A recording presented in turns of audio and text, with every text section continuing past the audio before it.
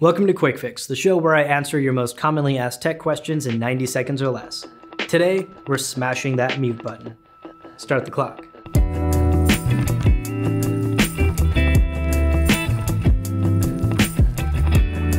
Twitter is a cesspool.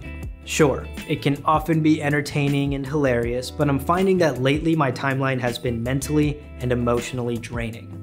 Luckily, there are some built-in tools you can use to manage your Twitter experience. Let me show you. The simplest thing you can do is unfollow someone whose tweets you don't want to see. Now, if you don't want to unfollow someone, but you do need a break from their tweets, you can mute them like this. The next step up from muting is to block someone altogether, which stops them from following you or engaging with you in any way. Another tool you have is muting certain words. From your privacy settings here, you can select certain words or phrases to be muted, which will remove any tweets that contain them from your timeline and your notifications.